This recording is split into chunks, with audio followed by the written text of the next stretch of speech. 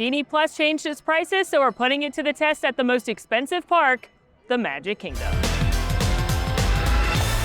Hello, Mam Fam, and welcome back to the Genie Plus series, where we put the system to the test to show you exactly how much time you're actually saving by booking Lightning Lanes and how much it costs you per attraction to help you decide if Genie Plus is worth it.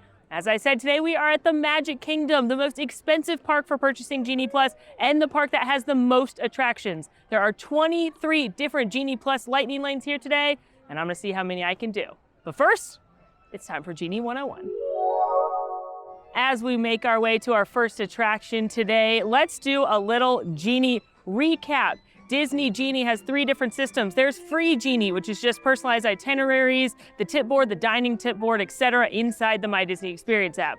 There's Genie Plus, which is what we're talking about today. This is a per person, per day cost and allows you skip the line access to over 40 attractions across Walt Disney World. These are available on a next available basis, and you can only book each attraction once. And then there are Fancy Rides. These are a separate cost per attraction. If you'd like to skip the line, you do not have to purchase Genie Plus in order to be able to purchase Fancy Rides, and vice versa. Here at Magic Kingdom, it's the only park that currently has 2 Fancy Rides. Those are Seven Dwarfs Mine Train and Tron Light Cycle Run. Now, those will not be included in the video today. The new changes did not impact Fancy Rides at all. But just as a friendly reminder, you can book Fancy Rides at 7 a.m. if you're a Walt Disney World Resort guest, or at the time that park opens as a non-Disney World Resort guest. Anyone can book their first Genie Plus at 7 a.m. Both Genie Plus and Fancy Rides have what they call Lightning Lanes. That's just the separate queue you're gonna enter. It's used to be called the Fast Pass queue. You're gonna hear me say Lightning Lane kind of interchangeably with Genie Plus, but that's what I'm talking about. Now, how has Genie Plus changed? What is the impetus of this new series? Well, previously, Genie Plus cost the same per person per day, regardless of which park or multiple parks you were going to. The price did vary based on the day, so value season would be less expensive than peak season, but it didn't matter if you were going to Animal Kingdom, Magic Kingdom, or park hopping. Now, the price varies per park. So typically, it is less expensive to go to Animal Kingdom and the most expensive to go to Magic Kingdom. Today, I paid $25 for Genie Plus. Again, that is the most expensive of the 4 parks. It does match the park hopper option, which would have also been $25. So on the one hand, it's nice that if you're only going to Animal Kingdom, you can spend less money. And on the other hand, it just adds a little more confusion to an already confusing system. I'll provide more tips and tricks along the way as we go, but it's time to head to our first attraction today, Space Mountain. Now, unlike Epcot or Hollywood Studios, there's not one attraction that you should book first here at Magic Kingdom. There's a couple that are all in conversation for that first 7 a.m. booking. Initially, I booked Jungle Cruise, but it was a little bit further out, so I looked for maybe what Peter Pan would be. I eventually got a Big Thunder Mountain Railroad that was pretty early, and then as I continued to check back while getting ready, I was able to pull an even earlier Space Mountain, so I went ahead and grabbed that. One of my biggest and best pro tips when using Genie Plus is to always have one booked. So book one as soon as you can, and then you can use the somewhat recent modify feature to change it if you'd like to. Hello. Hi. Again, initially when I booked Jungle Cruise, it was in the later morning, which is what I would recommend if you're doing a day at Magic Kingdom, especially if you're coming in for rope drop or the extra 30 minutes that resort guests get. You shouldn't book your first Genie Plus until mid-morning so that you can take advantage of automatically low wait times that happen in the morning. However, I wanted one that started in the 9 o'clock hour because I'm doing a wild Genie Plus experiment. TLDR, book an attraction right at 7 a.m. Do note that at 7 a.m. for about 20 minutes, they don't reveal what times are available. They just say, select this attraction, and it'll give you a time as you go to book it. Great first choices at Magic Kingdom are Jungle Cruise, Peter Pan's Flight, Big Thunder Mountain Railroad, or Space Mountain. And if you don't like what you get, use that modify feature.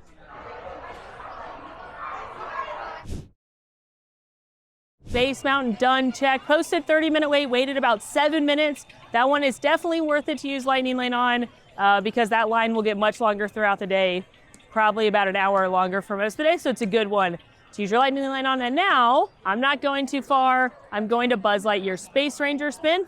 You're able to book your next Lightning Lane either A, after you've used the first one, B, if it expires because you don't use it for some reason, or C, after it's been 120 minutes.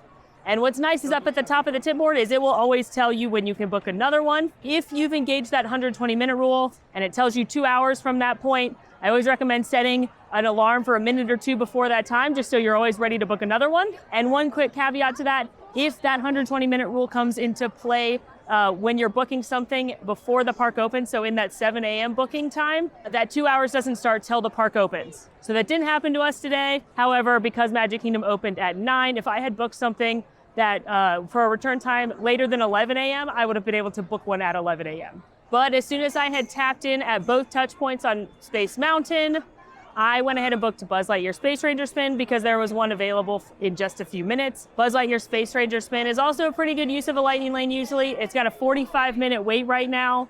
And so while it may not be as tricky of a lightning lane to book as some others that I'm gonna try and do today, it's convenient, right across the street, and I can do it right now.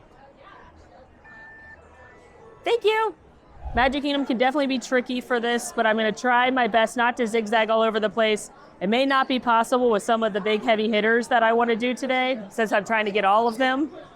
However, if you weren't trying to get all of them, hello, which I wouldn't recommend, you can do a little bit more of booking something a few hours out, do some filler attractions in the area you're in, moving on, et cetera, et cetera. But today, it's a numbers game for sure. Now, Buzz Lightyear Space Ranger Spin is a slow-moving family attraction that's putting you inside a video game, essentially. You are going to help Buzz and the aliens defeat the evil Emperor Zurg. You get to shoot at targets around you. I think it's really fun because it's always changing in the sense that you can always try and better your score, unlock those secret spots. So I love it, and I think it's a great family attraction.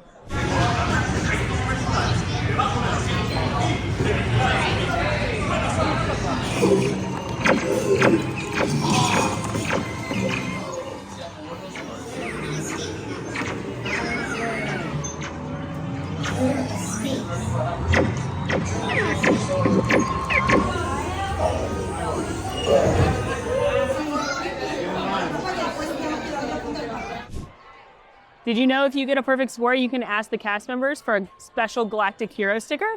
Ask me at the gift shop, and when you get that 999999.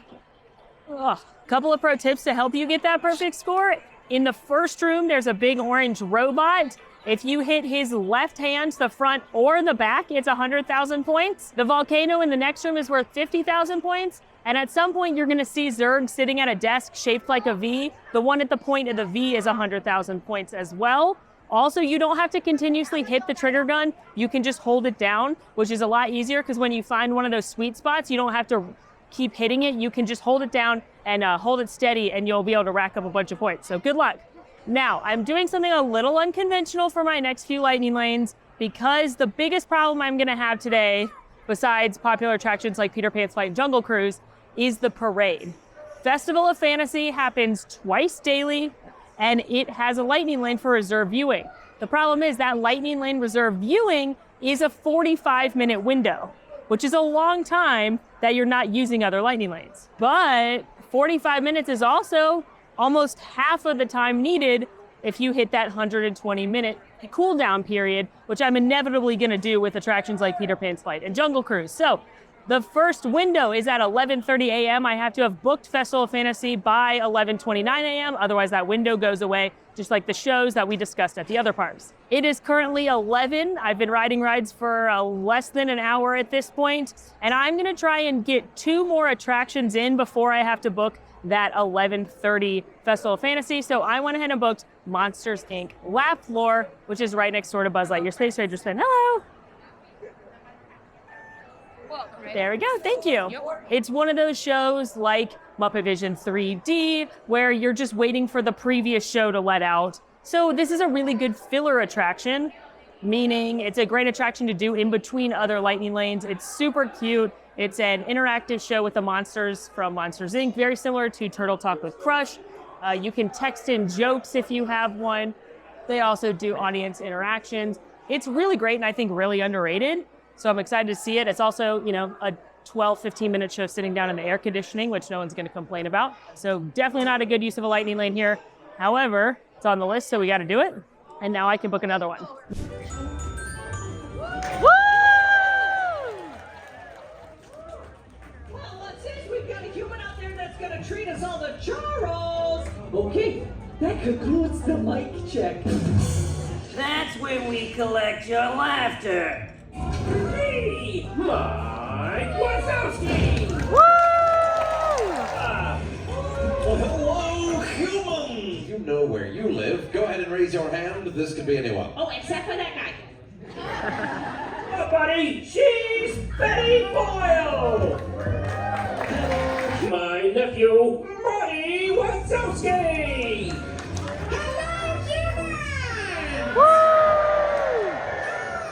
Monsters Inc. Laugh Floor check. Super duper cute attraction. And now I am dashing as quickly as I can and safely to get over to tap in at Tomorrowland Speedway. I have literally like 2 minutes to tap in or I won't be able to book the parade. So let's go quickly. All right, here we go. Hello. Thank you. Good. How are you? Tomorrowland Speedway is the go-kart attraction, opening day attraction that's going to take you on a little drive around Tomorrowland. You have to be 32 inches tall to ride at all. You have to be 54 inches to drive your own car. Basically, you have to be able to reach the pedal. This is definitely not a must-do for most people. Little kids tend to like it since driving a car seems fun and exciting. But if you're an adult that can already drive a car, definitely a filler attraction, definitely not a must-do. But it's on the list. Go! And they're off. All right. Oh, I don't understand how I can drive a car. Get away. Life is plastic. It's fantastic. You can brush my hair. Don't touch me anywhere. Imagination. Life is your creation. Tomorrowland Speedway check. 25-minute wait. It only took 7 minutes in the lightning lane, but still, I'm not going to say it's worth it because this is a great filler attraction. It's very busy here today. In fact, Monsters Inc. Laugh Floor went up to a 25-minute wait, which means you're waiting for 2 shows, just to show you how busy it is. And Tomorrowland Speedway is one you can usually count on to not have too long of a line to ride in between some of those other lightning lanes. Now, we are headed to get a coffee treat and then check in for Festival of Fantasy near the castle so that we can go ahead and book something else. Grabbed a Joffrey's Cold Brew at Cheshire Cafe, right at the cusp of Fantasyland. Cheshire Cafe is also where you can get the Cheshire Cat Tail, which is the delicious chocolate croissant pastry that's colored like the Cheshire Cat. I noticed they were also serving the Pepper Jack pretzel, as well as a couple of very cute Alice in Wonderland themed treats. So it's a cute little snack stand.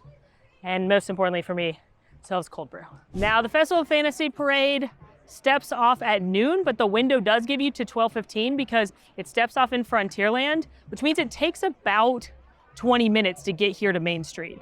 That said, the return time they're gonna offer you is 45 minutes long. The earlier you get to that return time, the better of a view you're gonna get.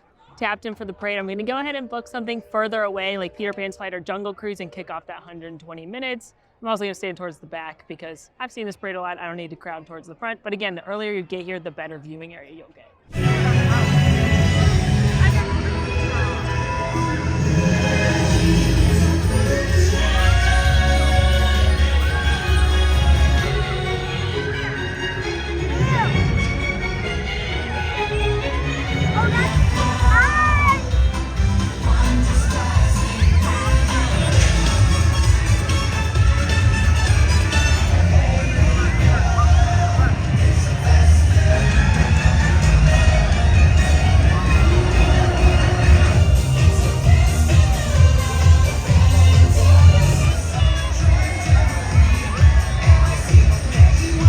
Festival of Fantasy Parade complete. It really is a fun parade, tons of characters. The floats are really kinetic and bright and colorful.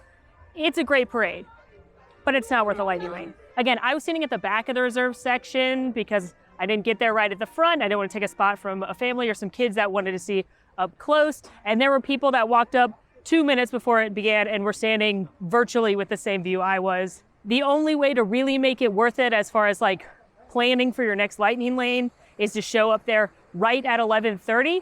But the parade steps off at noon, but it takes 15 or so minutes to get to where you are in front of the castle. So then you're out in the hot sun for 45 plus minutes. It's really, even on a busy day like today, I just don't think it's worth it because you can get a very good parade spot waiting less than 45 minutes in the direct sun. My recommendation would be to go to Frontierland where it steps off. It's usually less crowded over there. There are some shady spots over there, maybe 20 minutes before the parade, 30 if it's super, super busy. So definitely not worth it as far as I'm concerned as the lightning lanes go. See the parade, but not with lightning lane. Now, headed in to grab something to eat. Let's talk lightning lane strategy though. To make booking a parade the most efficient possible as far as the 120-minute rule goes, you'd want to tap in right at 11:30 and then book something else at like 11:31, thus kicking off that 120 minutes, and like an hour of that would be waiting for the parade to start and the parade starting, and then you'd only have another hour which you could fill. You could time strategically put your fancy rides in there. If you were buying Tron or Seven Dwarfs Mine Train, you could get something to eat, you could meet a character, you could do something not on Lightning Lane or do a filler attraction like Mickey's PhilharMagic or Monsters Inc. or anything else that I've listed today to make the most out of that 120 minutes. Again, I don't think you should do this. That is not a good strategy. Just go sit and find a spot on the parade route before the parade. But what I did was by the time I got over there after getting my coffee and making a pit stop and things, I tapped in and then I immediately booked Jungle Cruise, which was several hours away. I was able to fiddle-faddle it up to a little bit sooner, but regardless, I did initially kick off that 120-minute rule, set an alarm for about a minute or so prior to the next time I'd be able to book, which is again up on top of the screen in that blue bar, and then I should have been good to go. But I am competitive and I'm playing a game of numbers here, so I decided to check again, fiddle-faddle a little bit to see if I could get a sooner Jungle Cruise or Peter Pan's Flight, since those are two of the most popular attractions here. Those are the two that are going to cause me trouble as far as the 120-minute rule goes, and I was actually able to pull a Peter Pan's Flight for about 30 minutes from right now, so I modified Jungle Cruise to that Peter Pan's Flight. Now, one thing I do want to clarify is that when you book something, that is the time that the 120-minute timer rule starts. Doesn't matter how many times you modify it, what you modify it to. So now I've got Peter Pan's Flight in about 30 minutes, which is great because that's a really popular attraction. And I put in a mobile order here at Cosmic Rays so I can go see my friend and yours, Sunny Eclipse. And then by the time I eat, I'll be ready to head to Fantasyland. Still gonna have to worry about Jungle Cruise later though, but that's future Molly's problem. My food from Cosmic Rays Starlight Cafe was ready quite quickly. However, it's peak lunchtime, so there weren't any indoor seats available. I did pause to listen to everyone's favorite alien jazz singer, Sunny Eclipse, for a moment, and now it's time to eat. You know what? I will take outside in the shade for sure. This is a kid's meal, which is one of my pro tips of eating at Walt Disney World. The kids' meals are often the same exact food as the adults' meal, or sometimes they offer things not on the adult menu, like macaroni and cheese, but they're less expensive. So for $9, I got 2 chicken tendies, 2 sides. I chose apple slices for both, but I could have swapped in fries and a small bottle of water. You can get whatever you want to drink. And then I asked for a side of sunny sauce. The server, Ernesto, really very kind cast member, shout out to Ernesto, brought me this whole big bowl of sunny sauce, said it's delicious. I have a feeling sunny sauce is like Big Mac sauce, but I had to try it. Can confirm sunny sauce is like Big Mac sauce or burger sauce or Thousand Island or any burger restaurant that has special sauce. It tastes like this, and it's delicious. Tangy and pickly. I also like that Cosmic Rays serves tenders and not nuggets because I prefer a tender. They also do burgers, chicken sandwiches, salads. Pretty basic theme park fare, but if you've got picky eaters, you're looking to feed a crowd, you just want a burger or chicken tenders, it's not too shabby. Plus, again, Sunny Eclipse is the real reason to go. I've said it before and I'll say it again, the food in Magic Kingdom is not great. So if I find myself going to a full quick service restaurant and not just like getting snacks like spring rolls or tots or something, I usually find myself at Columbia Harbor House over in Liberty Square or here at Cosmic Rays, maybe Pecos, but nothing's gonna be amazing, but Cosmics is always reliable. Lunch complete, and my window has just opened up for Peter Pan's Flight, so I'm headed over that way. Also, just wanted to share, I didn't really have like a real set plan for the day. I know which attractions are the most difficult to book on Genie Plus. I know which ones to prioritize, but I didn't have like a book this, then that, because usually something will go wrong, something won't be available when you want it, or something will pop up when you don't expect it.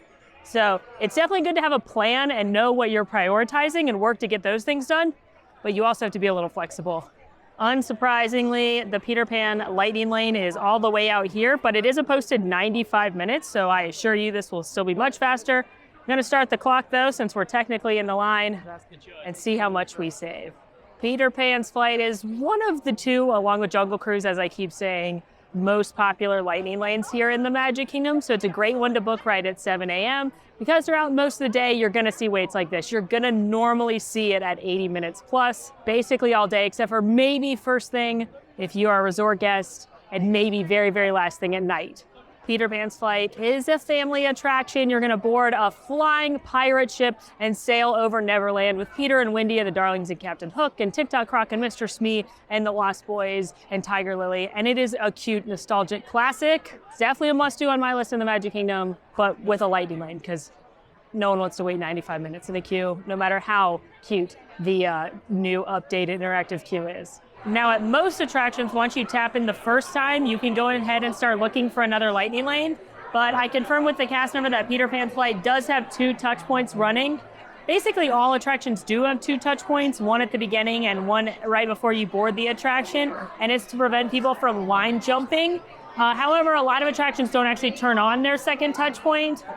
So I like to confirm with the cast member at the front if I have another one to wait for, so that way I know whether or not I can start looking for my next lightning lane. And off we go!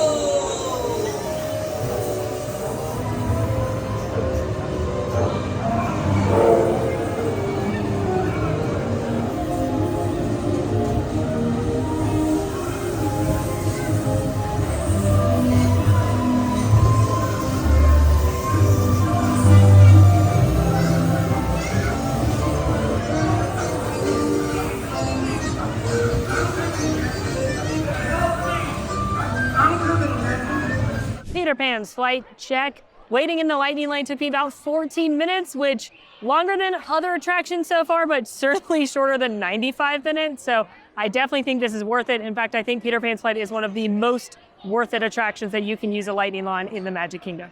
After tapping in at the second touch point before boarding, I first booked meeting the princesses on one half of Fairytale Hall, and then fiddle-faddled a few times since I didn't have too long to see if I could get it closer, because it was about an hour or so from now. In just those few fiddle-faddles, I could not pull one closer, so I went ahead and booked It's a Small World since it's right across the street. It has a posted 45 minutes right now, which is a pretty lengthy queue for this attraction, and I was able to book one in about 10 minutes, so just gonna visit the most beautiful bathrooms in all the land, get some shade for a moment, and then it'll be back to right It's a Small World. Tapping in here, hello, at It's a Small World. It's a Small World right now has a posted 45-minute wait, which is just another signal of how busy this day is. Small World is very similar wait time-wise to like Mini Adventures of Winnie the Pooh, Buzz Lightyear Space Ranger Spin, where it can be low, under 30 minutes, but usually throughout the bulk of the day, it's gonna be around this 45, 60-minute range, and then it'll drop again. So, hello. Thank you. It's a great use of a lightning lane in the middle of the day. However, unlike attractions like Peter Pan's Flight or Seven Dwarfs Mine Train, which continuously stay long throughout the day, you can often find it in the later afternoon, evening, or early morning, under 30 minutes. Now, we have tapped in at both of our touch points here in It's a Small World, which means we can book another lightning lane. I do want to keep the character experiences in mind because those have different end times. The full park is open till 11 o'clock tonight. However, the meeting Ariel is closing at 7, Enchanted Tales with Belle closes at 7:30, Fairytale Hall closes at 9, and Mickey closes at 10:30. So I need to kind of keep those all in my brain as priorities. Let's see what meeting Ariel's at right now. All right, we're gonna go ahead and book meeting Ariel.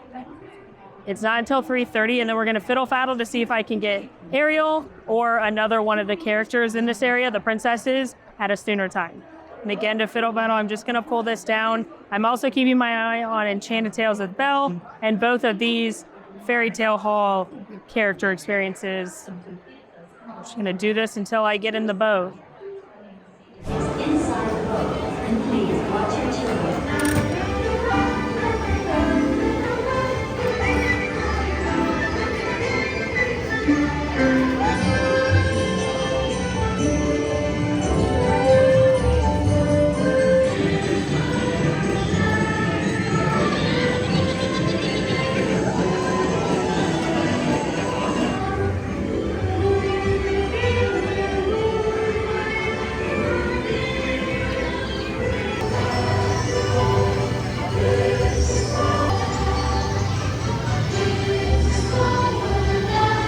It's a Small World check. Such a lovely and whimsical attraction. I really do enjoy it. And I got to see one of my BFFs here at the Magic Kingdom, Drunk Hippo, and love her spirit. All right, before boarding my boat at It's a Small World, I was able to fiddle faddle for a 2 o'clock at one half of Princess Fairytale Hall, the Princess Tiana side. And knowing that It's a Small World is about an 8-minute attraction, by the time I got off and I'm walking over there now, I'll be able to tap in. So that worked out pretty nicely.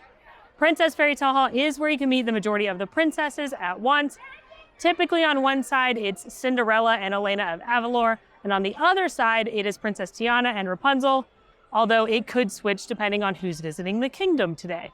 As you can imagine, it's quite popular because people love meeting the royalty. And yes, you do need to get 2 lightning lanes in order to visit all 4 princesses. So we are gonna have completed half of the task here. Headed into the Princess Tiana and Rapunzel side of things. It's got a posted 35-minute wait, which is actually lower than it's been earlier today.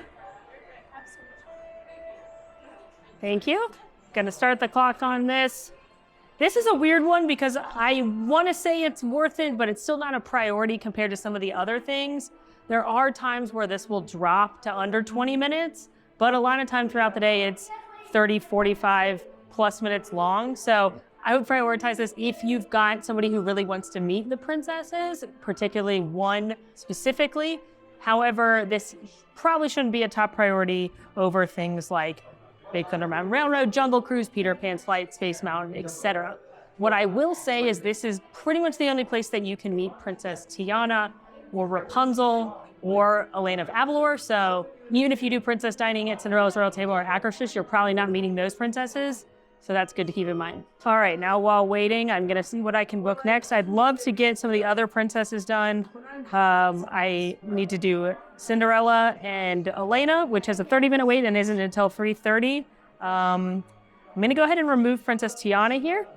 One of my pro tips when using the system is make sure when you get started, you do start my day and you select your favorites that you wanna do. And then throughout the day, I uncheck things as I've done them, or I check things that I want to work on, so that way I've always got the things I'm working on up at the top. So I'm gonna add meeting Ariel. Oop, wish overload. Too many things. That's okay, we're gonna uncheck Princess Tiana, and we're gonna check Ariel since we've already done that one, save that, and then those selections will be at the top of my tip board so I don't have to scroll all the way down looking for them. Ooh, Ariel's at 220. Can we get her? Ariel's at 220. Let's go. That's in 15 minutes. That'll be perfect by the time we get out of here. Great. Locked in Ariel, so we're gonna go see her after Tiana and Rapunzel.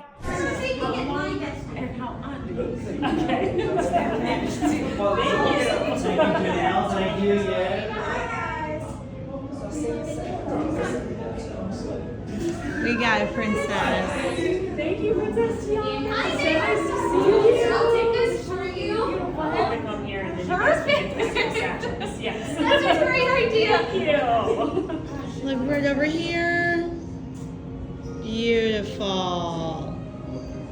Thank you. Well, thank you for the great idea. Yes, please tell Maximus I say hello. I will. First half of Princess Fairytale Hall check. Also, we are officially 1/3, a little more than 1/3 of the way through our list. It's about 2:15 in the afternoon, so I think we're making pretty good time. Walking over to Ariel's grotto now. It took 5-ish, just a little over 5 minutes to get into the room with Princess Tiana and Rapunzel. So I would say that one was worth it. Again, it posted 35-minute wait. Earlier this afternoon, it was a 50-minute wait, 50, which is pretty typical for the princesses. So I would say it's worth it again, but just not as much of a top priority. Now I am headed over to Ariel's grotto, which is located just past her attraction. And I actually don't think I've been in here since they reopened it after COVID because it didn't reopen right away. So I'm excited to see Ariel. This is fun because Ariel is a mermaid, as you know. Sometimes when she meets and greets, she likes to be a human, but here she is a mermaid, and that's nice. If you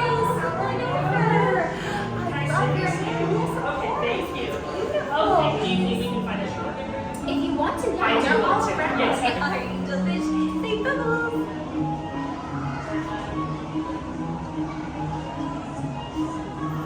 Thank you so much. Thank It was so good to see you. Of course. I'll be sure to talk to my dad about where the best place to go to shark viewing is. Thank you so much. Okay. met Ariel, which is always a delight. She looked so beautiful in her fin. And she told me not to worry about Ursula, but I'm not sure if she's aware of what's next door. Now, just to book something, I booked Enchanted Tales with Belle, even though the time is for 5:10 and it's only 2:25. So I'm fiddle-faddling just a few times to see if a new one happens to pop up. 3:40, that's obviously better, but still not close enough to right now. I'm gonna give it like 2 or 3 more, 3:40, 3:40. Nada. So what I'm gonna do is I'm just gonna go ahead and book Under the Sea Journey of the Little Mermaid because I'm literally right here, and knock that one out. I went ahead and booked Under the Sea Journey of the Little Mermaid for 2:35, which is in 8 minutes, but typically you can tap in 5 minutes early, so really it's in 3 minutes since I'm literally standing right next to the attraction, and I'm trying not to bounce all over the place as much as possible. And so once we tap in here, then I will see if I can get Enchanted Tales with Belle or the other half of Princess Fairytale Hall or something else in Fantasyland before moving on to the other side of the park. Tapped in at Under the Sea Journey of the Little Mermaid. Now I'm trying to evaluate if meeting Ariel was worth it. I'm gonna say right now when I didn't know, it was only 20 minutes long. I waited about 4 minutes, but 20 minutes isn't very long for a line. However, I would say it was 45 minutes earlier, and if you've got an Ariel-loving little kid, it's probably worth it, but I don't think it's as worth it, especially because you can meet Ariel other places, like dining, as the other princesses we saw. Under the Sea Journey of the Little Mermaid currently has a 35-minute wait, which is pretty average for this time of the day. It's the middle of the day. There's pretty lengthy lines around most attractions at this point. Oh, she's so mean. I'll make you human if you give me a minute 20.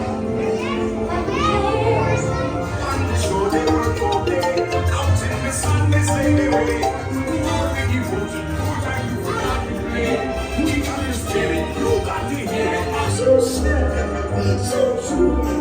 Think I'm fucking to my core.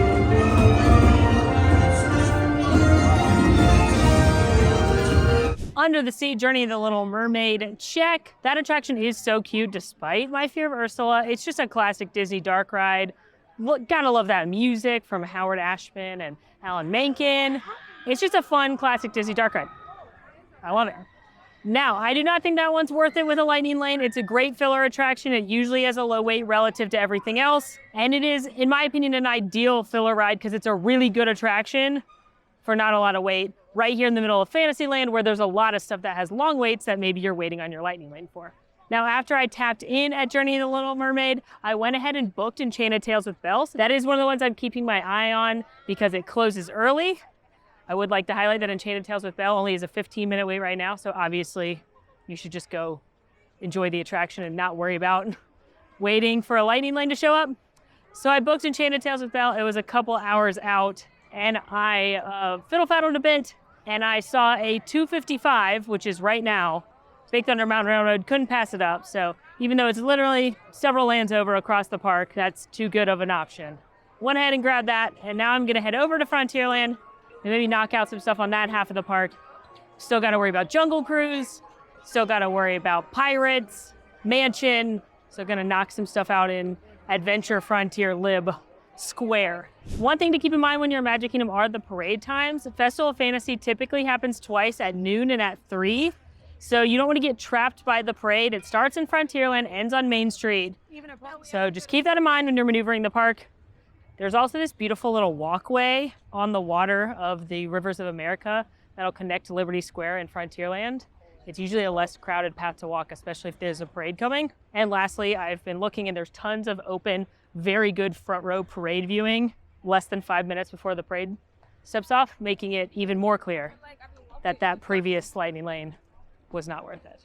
Working my way to Big Thunder Mountain Railroad, which has always been a very popular attraction, but even more so now that its Frontierland Thrill counterpart is closed. Looking at Splash Mountain, which has closed to be reimagined into Tiana's Bayou Adventure. Supposed to open up next year. I'm super jazzed about it. Even though it's a water ride, they have done a lot of research into New Orleans culture. They are writing amazing music for it. They've got Anika Nani Rose, the voice of Tiana, returning. I think it's gonna be great.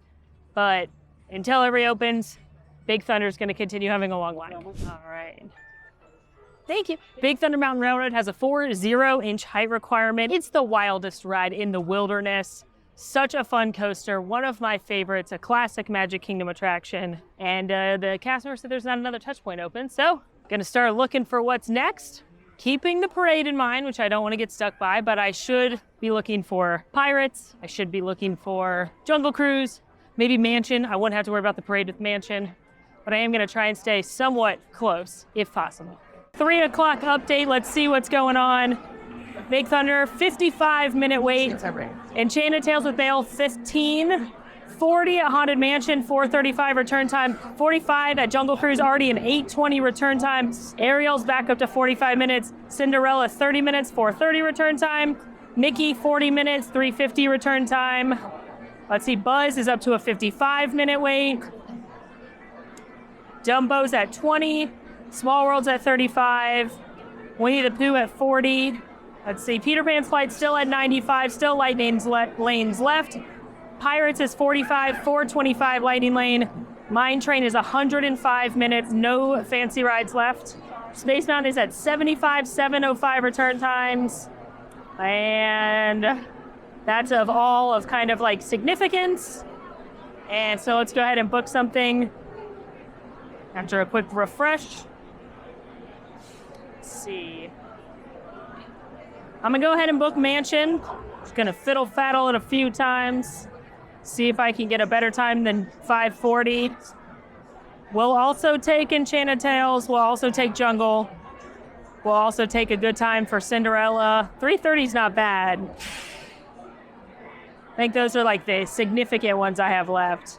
I was able to get Jungle Cruise in about 50 minutes, which is awesome because Jungle Cruise is probably going to be the first thing to run out tonight. Woo! So by the time I get off this, maybe I'll have time for a little snack. I should have time for a Dole Whip, and then I can ride Jungle Cruise.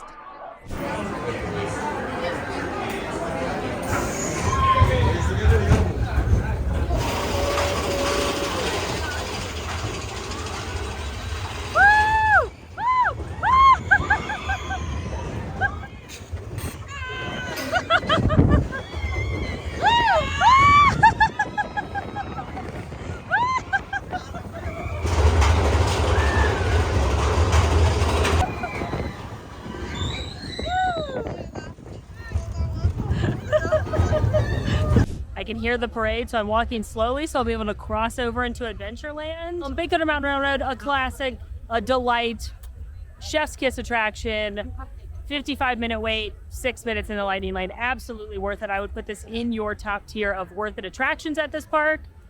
And again, now we're gonna head into Adventureland. I'm so excited I pulled Jungle Cruise because I was worried about that one. And I'm gonna go get a little treat to tide me over until I get there. Although I might not get a Dole Whip. I want to get something else, I think. Popped into Tortuga Tavern, which on the one hand has one of the weirdest menus in the Magic Kingdom. It's got like orange chicken tenders, but it also has a peanut butter Nutella banana sandwich, but it also has a barbecue hot dog. But most importantly, it has this. This is the Pirate Slushie. It is desert pear and lemonade in slush form. Now, some people believe this to be a year-round version of the famous Violet Lemonade at Epcot's Flower and Garden Festival. I did confirm with a cast member that while it tastes very similar, it's not the exact same because that uses a violet syrup with the lemonade. This uses a pear syrup, but very, very similar. If you like Violet Lemonade, you will probably like this. Tortuga Tavern is also home to one of my favorite Easter eggs, the giant book over tucked into the windowsill here. If you look closely, it is the log from Pirates of the Caribbean when Captain Jack and Gibbs go to get people to sign up in a Tortuga. So that's a fun Easter egg for my Pirates fans. Definitely sweet, definitely tart, definitely refreshing on a hot day. It's a good one. Oh dear. It looks like Pirates of the Caribbean is down. That hopefully will not come into play later. Had a lovely time luxuriating at Tortuga Tavern with my slushie. And now it is time to ride Jungle Cruise. Jungle Cruise is probably, if I was forced to pick just one attraction as the top contender for a Lightning Lane here in Magic Kingdom, I would probably pick Jungle Cruise. And that's because Jungle Cruise is very popular. It's a classic, it's iconic. People love the Jungle Cruise. Jungle Cruise has one of the slowest load and unload times because of how they have to situate everyone into the boat. People have to step down into the boat and then they direct you where to go. So that can take a while. The boats don't hold very many people and it's popular. So it's kind of got everything working against it, which is why you'll see attractions like Haunted Mansion, which I would say is arguably more popular than Jungle Cruise, usually has a significantly lower weight because you can load people very, very quickly, continuously on the Doom buggies, thus having a lower wait time. And then when you even add in things like a lightning lane and disability access services, et cetera, it changes it even more. Hello, Andrew, how are you? How are you, Princess? Good. Welcome aboard. Good luck. It's Thank a you. jungle out there. Thank you. Seriously. Is there another touch point up ahead? I sure hope not. I don't actually work here. Okay, you Like don't work that. here. Yeah. Oh, yeah, you look great. Okay. Stop it. I'm No, married. no. I'm fine. Oh my gosh, I love the skippers. He said he doesn't work here, he just likes khaki. But I did confirm there's not another touch point, so I'm gonna start looking for something else. Jungle Cruise opening day attraction, full of punny skippers and mechanical animals. I keep saying it's a classic for a reason. I've talked about it many times before, but Walt Disney had the original idea for the Jungle Cruise to be educational and he wanted it to have real animals. That didn't work out, but this is the predecessor to Kilimanjaro Safaris and Disney's Animal Kingdom. If you like that kind of fun fact, history, details, Easter eggs, secrets, etc., I've got 2 different secrets videos here from Magic Kingdom talking about some of that cool behind the scenes Imagineering stuff at popular rides in Magic Kingdom. Now we are done with the Jungle Cruise. Let's go back to our tip board and see what we're gonna do next. I'm gonna go ahead and edit some selections. If you remember, that is from setting up my day. I'm gonna go ahead and take off Big Thunder. I'm gonna take off Jungle Cruise. I think I might put on Winnie the Pooh. And I'll put on Pirates. And then I've still got some meet and greets on. I'm gonna take off Ariel. All right, let's see what we can get. The things I'm worried about, A reminder of Jungle Cruise Enchanted Tales, because it closes early, 6:30, that's pretty far from now. Mansion, 65-minute wait, 6:20. Winnie the Pooh, 50, 5:15. Cinderella, 45, 5:50. Mickey, 55, 5:20. Pirates, closed, 5:05. So let's just go ahead and book Belle Not the same. and see if I can get it closer. Before, so it's not a big deal. Welcome everyone to the world famous Jungle Cruise. I'm your trusty skipper. Aw, Caitlin. My roommates are good. Guys, Baloo and Scream. I'm not that mad about this dog. Anyway, in a single sitting, though I find that. Fun. They're watching over that really sleepy horse. How sweet of them. Aww. Spectacular, fantastical, merchandisable.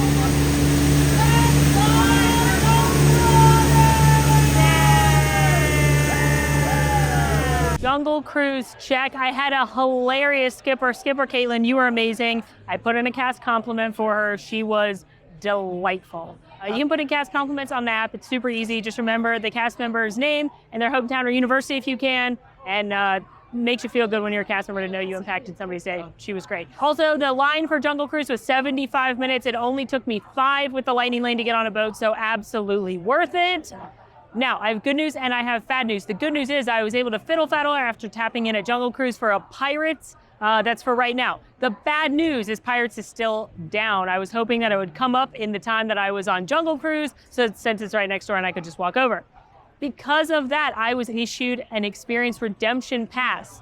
That is something that Disney automatically does within the app if the attraction that you are going to do is having technical difficulties or is closed for weather during your return time. It is a pass that you could use at that experience anytime throughout the rest of the day once it comes back up, or other experiences. Now, you can't use it everywhere.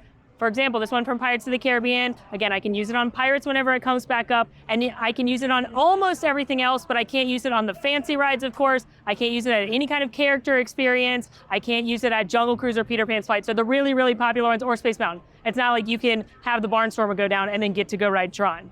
You get it. So I'm gonna save it for Pirates though, because I'm gonna consider that my getting of Pirates, and we'll just ride it later whenever it comes back up, which means I'm back on the hunt. So, Enchanted Tales with Belle, 35-minute wait out of Lightning Lanes for the day. Remember that closes at 7:30, so that's a little... Ooh. Mansion 7:35 return time, 60-minute wait right now. It's about 4:20. 5:45 return, 40 minutes at Winnie the Pooh. Cinderella 6:10 return, 45-minute wait. Mickey 15-minute wait, 5:40. I'm just gonna book Mansion and then Fiddle Faddle first. Hopefully Belle. We'll see. Since I wasn't able to snag a great Lightning Lane for one of the harder things I have remaining and modified my mansion to one for right now for Magic Carpets of Aladdin because I'm literally right next to it. Also because it looks like it could rain in a little bit and this will close in the rain. Hello. There we go. Magic Carpets of Aladdin has a posted 20-minute wait. This is a Dumbo clone where you're gonna fly on a carpet with Aladdin. It is typically not worth a Lightning Lane, but we're gonna cross another one off the list, and now we will continue to Fiddle Faddle for hopefully Belle, maybe Mansion or Cinderella. Got super lucky and was going in to book a mansion in a few hours, and by the time my app booked it, it said your time has changed, which usually means it's a further one out and you've gotten got by the Genie, but it actually gave me one in 30 minutes, so I will take it. Thank you, Genie. Maybe it's because I'm in the Aladdin queue. This is where the Genie lives. It's gotta be it. Wishes, and you want to make your magic carpet fly higher or lower. Riders in the front row should click up or pull down on the right.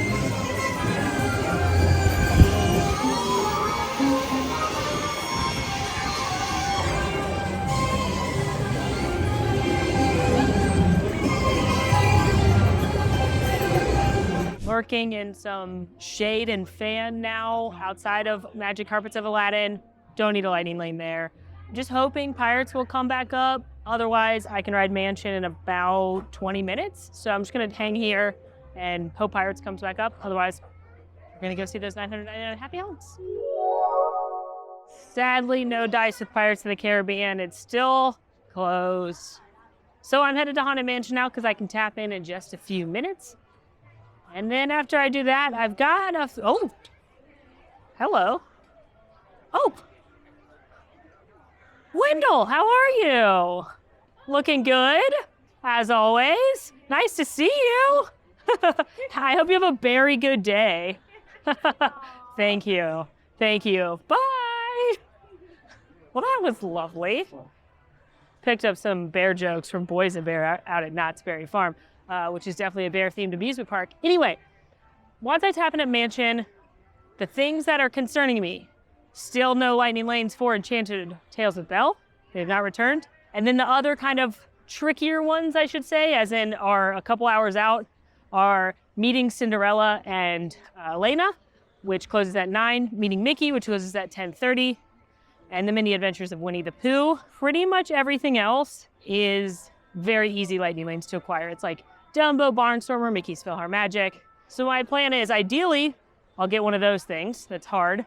Otherwise, I'll start going to knock out some of those smaller things, and then in between, continuing to look for the further out things. But that way, at least I'm progressing in numbers. Little backup in the Lightning Lane at Haunted Mansion. I believe it's because there was some weather in the area, so all of the outdoor attractions closed, which means people were issued redemptions like I got for Pirates, and a lot of people are probably cashing it in on Mansion instead of whatever they had booked. But the cast member just let us know that all the outdoor rides are back open again, which is good for me because I got Barnstormer, I got Dumbo to worry about. Also, again, Lightning Lane doesn't mean immediate access, it just means expedited compared to the regular queue, which is posted at 65 minutes right now. So they're gonna prioritize the Lightning Lane over anybody else, which means you're still probably gonna get on. I bet I'm on here within 15 minutes or less, which is certainly better than 65. Right. Thank you. All right, so I'm able to start looking again. Haunted Mansion, opening day classic. I say it a lot, but it's probably the most beloved attraction in all of Disney lore. There's a movie coming out. I'm pretty excited about it. Also, I want to be clear that the previous Haunted Mansion movies, plural, we got to give it to the Muppet Supremacy. I don't know if Owen Wilson and Tiffany Haddish and Danny DeVito can take down Kermit and Miss Piggy and the rest of the Muppet gang, but I know they're gonna try. Haunted Mansion is a family attraction. Anyone can ride this one. No height requirement, but as you can see, super popular. Definitely a good use of a Lightning Lane. But we are moving and grooving now It's only been about 6 minutes since I got in that extended line. And so I think we're gonna be in the stretch room in less than 10, which is when Disney stops the clock.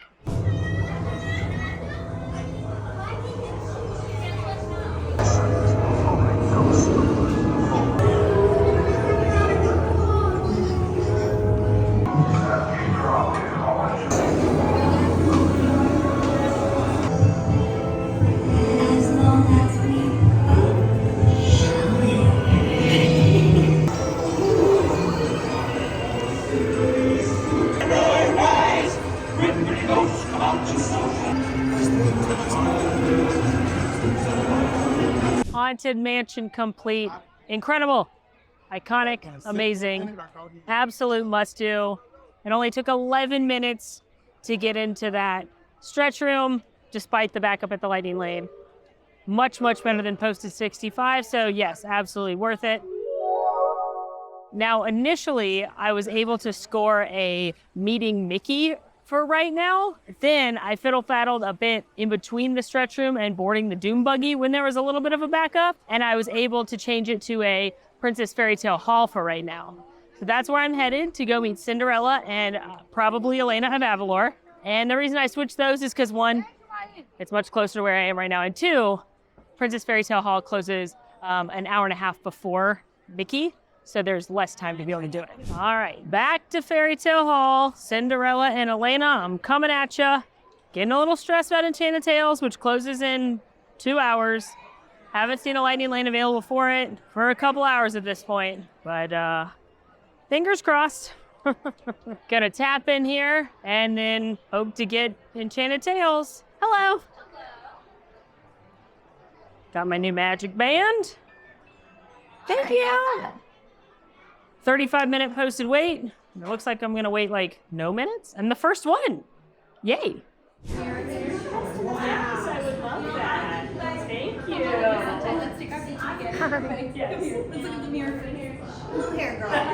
Bye. Bye, Your Majesty. Took 3 minutes to get into the room with Cinderella and Elena. They were so fun to chat with. Definitely worth it, I think, to meet two princesses in a room that normally takes a long time. I really enjoy meeting the characters, and I get a lot of questions about how to talk to the characters, especially as an adult. When you're talking to characters like the princesses, it's easy to feel silly and awkward. Here are a few of my best tips when speaking to characters. 1, you're in the Magic Kingdom.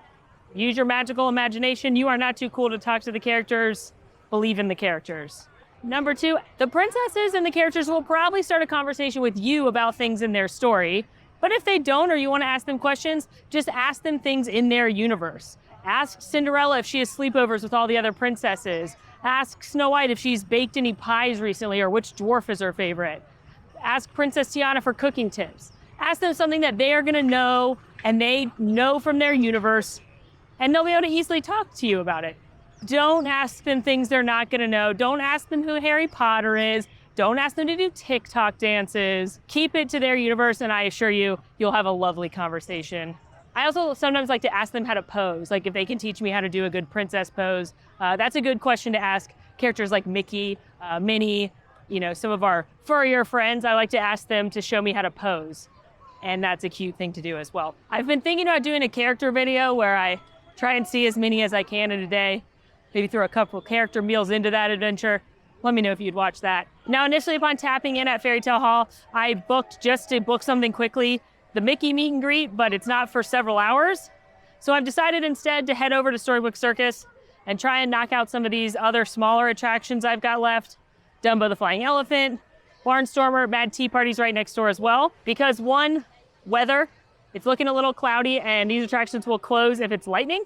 And 2, I just want to be knocking a bunch of things out. That way, if I have to book a further away Mickey, it's okay. I'm hoping Enchanted Tales come back, so I don't want to go too far. Well, let's tap in at Dumbo. Dumbo currently has a 35-minute wait, but I super do not recommend using a Lightning Lane at Dumbo. 1, it's a great filler ride. It usually doesn't have too long of a wait. And number 2, most importantly, it's one of the coolest queues in Walt Disney World. It is a circus-themed playground in air conditioning. Mom and Dad, you get to sit down inside. Kids get to run around and play, and you're gonna get a restaurant-style pager. When it beeps, you get to go back and ride Flight with Dumbo. So it's a great, great queue, lots of fun. And I would not recommend skipping it with a Lightning Lane if you've got little ones especially. In the up position. To make the most my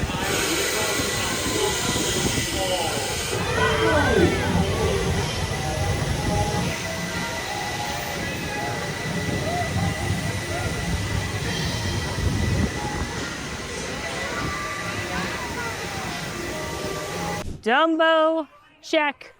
I even got the Clemson Dumbo, which is the orange and purple Dumbo, scientifically proven to be the best Dumbo. 8 minutes in that queue versus 35 minutes. Still not gonna say it's worth it because of that awesome playground. Dumbo's a great filler attraction.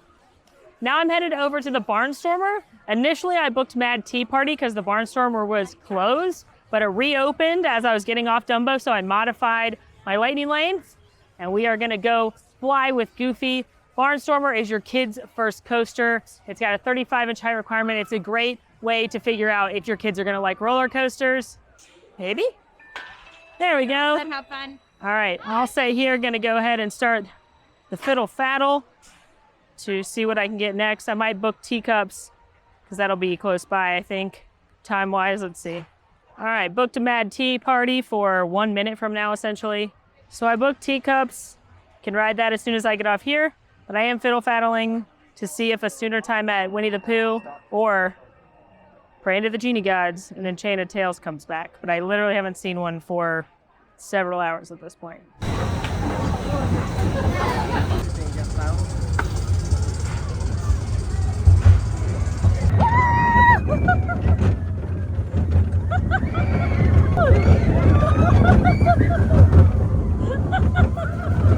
Barnstormer had a posted 25-minute wait. It took 4 minutes in the lightning lane. Not worth it though, because that one is a great filler attraction. Usually doesn't have longer than a 30-minute wait. And if it does, you should come back at a different time. I went ahead and booked Mad Tea Party, and I'm just a fiddle faddling away for Enchanted Tales. And now also, Mickey Meet and Greet has run out of lightning lanes. So I'm losing faith with Enchanted Tales with Belle because it closes in a little over an hour. So I don't know if they're gonna come back at this point. But I'm hoping Mickey will, since we still have 4 hours till his experience closes. Beyond that, gotta do Mickey's PhilharMagic and the Mini Adventures of Winnie the Pooh. Mad Tea Party, AKA the Teacups, definitely don't need a lightning lane here. It only is a 15-minute wait, but we've tapped in and now I'm looking to see what I can get otherwise. Still nothing for Enchanted Tales. Hello, just one. Thank you. Yeah, I'm gonna be in the next group. That's awesome. Ooh. Winnie the Pooh in 20 minutes. So at least we got Winnie the Pooh locked in. But I'm gonna keep fiddle faddling for Enchanted Tales because that's top priority. So we go to the right or to the left. The fastest.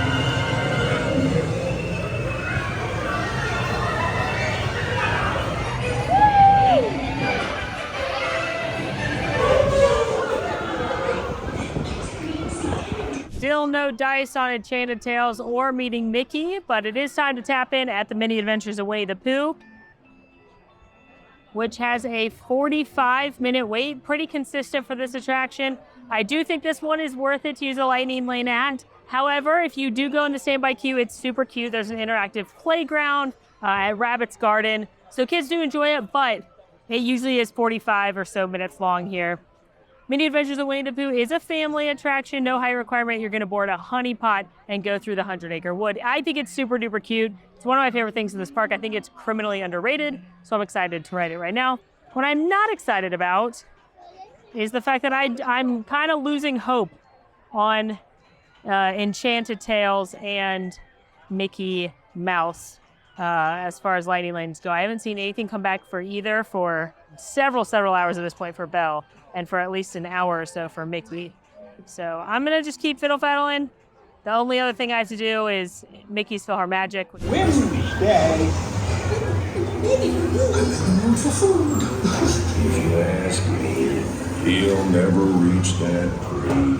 Why me? Why me? Come, Tigger. Come bounce with me. Follow me. I almost bounced right out of the ride.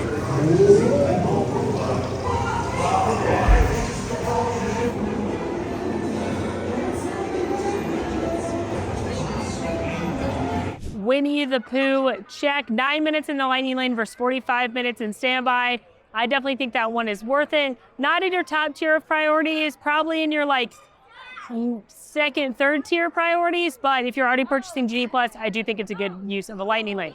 Couple of updates. There's only about 30 minutes left of time of Enchanted Tales with Belle, so I don't think I'll be able to get that one. Typically, you can't book a lightning lane for something within 30 minutes of it closing, so we're gonna chalk that one up to a loss. Clearly, if Enchanted Tales with Belle is important to you, you should prioritize it over things I did today, like the Barnstormer or the Teacups or Dumbo, or things I did earlier that don't normally run out, like It's a Small World, just because it closes earlier and it does have a limited capacity. So learn from watching this. Sometimes you gotta learn what not to do. Am I right? Second of all, I haven't seen anything come back for Mickey either. He is open till 10:30, but I haven't seen anything come back in several hours at this point, so TBD on Mickey. And number 3, I went ahead and booked Mickey's PhilharMagic, and I've never seen Mickey's PhilharMagic be more than 10 minutes from the current time. It's at 10:30 tonight, which is in 3.5 hours. It only is a 15-minute wait, which is the next show, but the lightning lane's at 10:30 at night, even with fiddle faddling. So I booked it so I can say that I locked it in, knowing that it will be a walk-on and it won't save you any time to book the lightning lane. And as much as I'd love to stay here for 3.5 extra hours to do Mickey's PhilharMagic, I'm not gonna do that. So let's go ride Pirates, which is back up, and then let's discuss. And maybe Mickey will come back. Maybe. I don't know, but maybe.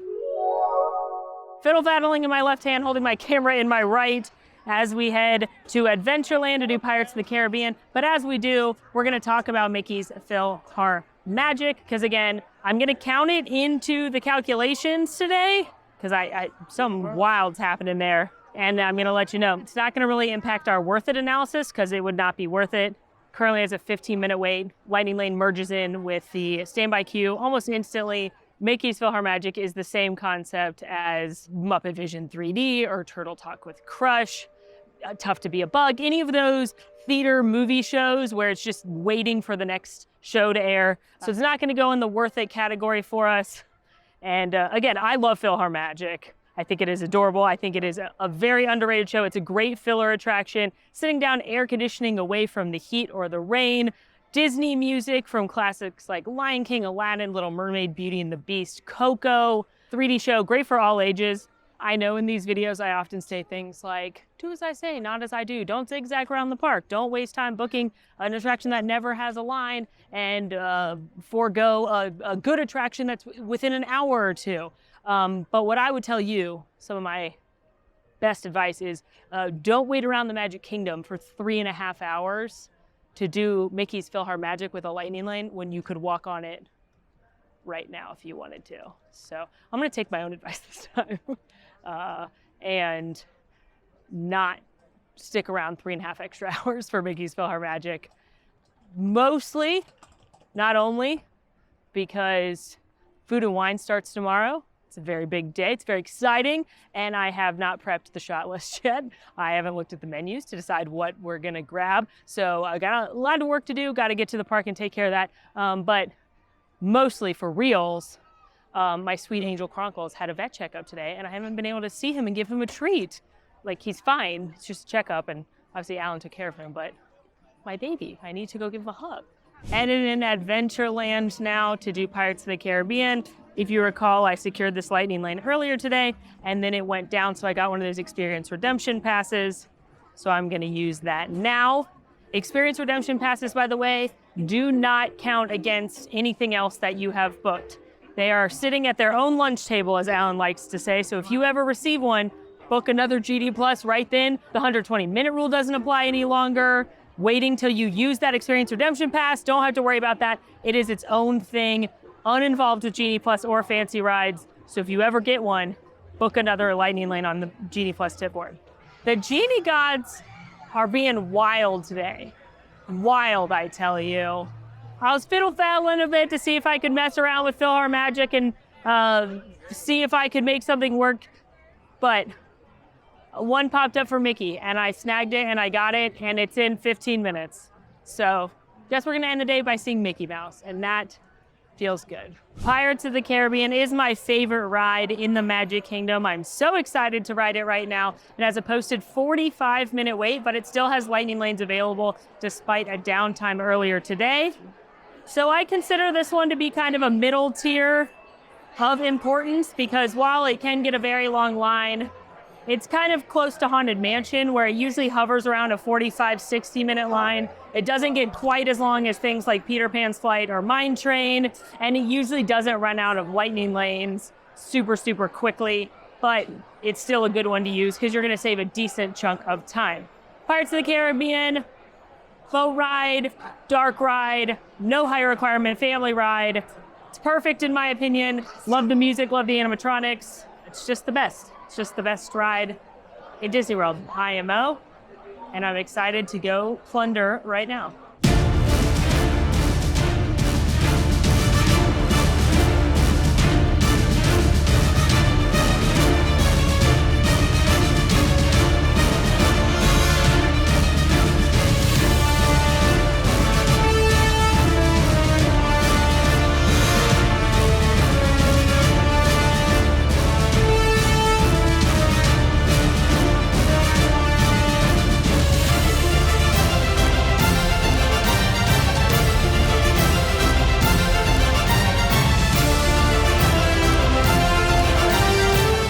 Pirates del Caribe, check 8 minutes, definitely worth it.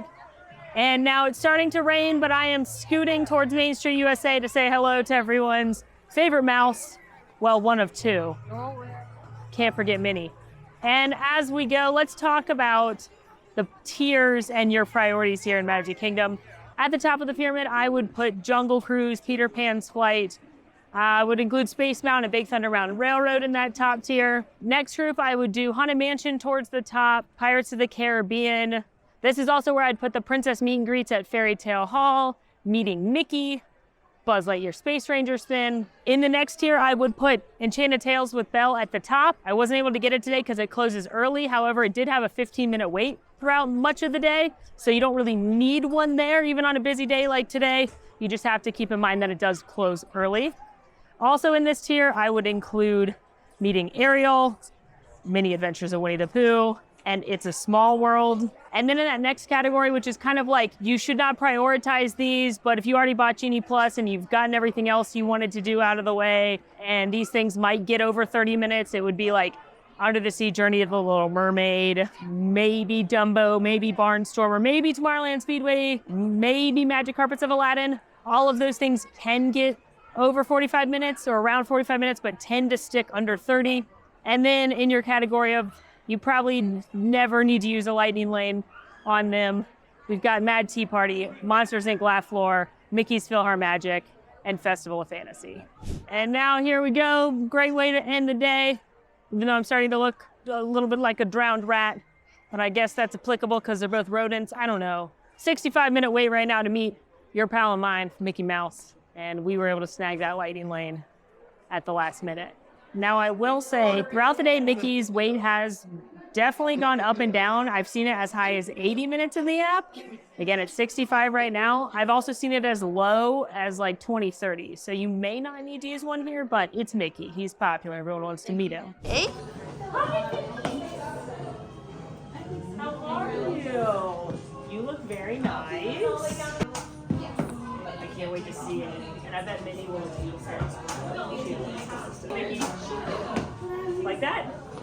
Well, meeting Mickey only took 10 minutes out of a 65-minute wait. Definitely on our worth it list, which means we did 22 different Genie Plus lightning lanes today. And I still have like 3 hours of park time, showing just how much you can accomplish in this park, especially when you're using Genie Plus. I didn't ride the train, I didn't see fireworks, I didn't see the castle stage show. There were characters I didn't meet. There were other attractions that I love, like Carousel of Progress and the People Mover, that I didn't do, so those don't have lightning lanes. So I think this park, personally, I think it's very worth Genie Plus here, because even if you're only saving 45 minutes at Winnie the Pooh or Pirates of the Caribbean, there's so many things people want to do in this park that it adds up quickly.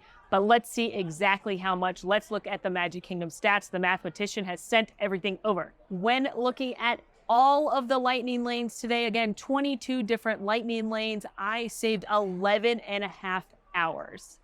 That's a lot of hours. But just looking at those worth it attractions, those most popular heavy hitters, the ones with the longest lines, again, Jungle Cruise, Peter Pan's Flight, Big Thunder Mountain Railroad, Space Mountain, some of the character meet and greets, a few others. There's so many at this park.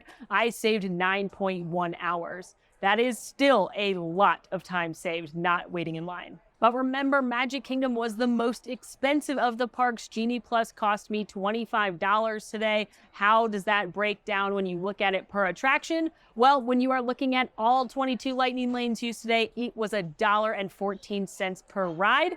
And when looking at just those worth it attractions, it was $2.08 per ride. Now, we are still going to do a park hopper episode where I take some of the most popular worth it attractions across all 4 parks and see how many of those I can get done in a day. But since we've done all 4 of the theme parks individually, wanted to give out some superlatives. As far as the most time saved, total time across all the attractions, no surprise, Magic Kingdom was the winner. Least amount of time saved across all of the attractions, Epcot. Most time saved on worth it popular attractions, again, not surprising, Magic Kingdom. And least amount of time saved on those popular worth it attractions, Epcot, with Animal Kingdom right behind it. When looking at all attractions done at a park, which park is the cheapest per attraction? Magic Kingdom. I don't think that's too surprising because even though Magic Kingdom is the most expensive, there's also the most Lightning Lanes. So by doing all but one of them today, it broke it down to a pretty low price. The most expensive per attraction when considering every Lightning Lane done, Disney's Hollywood Studios. I will say that's a little surprising. I thought it would be Epcot, but Hollywood Studios is the second most expensive of the parks, and it doesn't have a ton of things on it Lightning Lane. I guess what's more surprising is when you look at the worth it attractions, Magic Kingdom is still on top. Again, there's just more attractions here. There's more things people want to ride. The most popular rides in Disney World, and I don't mean like the most popular, that would be Rise. I mean like the most as in an amount of popular rides are here in Magic Kingdom. The least value for your dollar for the worth it attractions is also Disney's Hollywood Studios. So there you have it, all 4 parks broken down by how much time you're saving and how much money you're spending per attraction. And of course, we are not able to tell you what to do with your money, where to spend your money, what is worth it for your family. However, for me, I don't think I would bring friends and family. I wouldn't recommend them coming to Magic Kingdom without purchasing Genie Plus. I would recommend that they budget that into their vacation funds. I would say the same thing at Hollywood Studios as well. There's just so many heavy hitters there that even though it ends up being more expensive per worth it attraction, I saved a lot of time at Hollywood Studios because of Slinky Dog and Tower of Terror and the Millennium Falcon Smuggler's Run and Mickey and Minnie's and so on and so forth. And I guess what you're also seeing is that you don't really need it at Animal Kingdom or Epcot. At Animal Kingdom, I think splurging for Flight of Passage is pretty much all you need to do, or go in the afternoon when most of the attraction queues are pretty short. And then Epcot's kind of interesting because it's got a few attractions that get really, really long lines. Remy's Ratatouille Adventure, Frozen Ever After, Test Track. Occasionally Soarin' is over 30 minutes, and then everything else pretty much stays a walk-on. So it's really up to you and your family how much it's worth to not wait in a long line at Remy's Test Track, which does have single rider, or Frozen. These videos have been a ton of information, a ton of the same information, just so that anybody watching understands how Genie Plus works. I know it is super confusing, but hopefully you have learned a lot and can take these tips and tricks with you on your trip to Walt Disney World and save yourself some time when it comes to these attractions, and you can get everything on your wish list done. I've got one more of these to do. Again, it's going to be a park hopper episode. Going to hit all 4 parks and see how much that is worth it. Share which parks you plan to purchase Genie Plus for down below. In the meantime, friends, make sure to rate, review, subscribe, follow us on social media, come hang out in Discord. And until next time, friends, I'm Molly, and it has been so magical. Good night. Gotta go hug my buddy.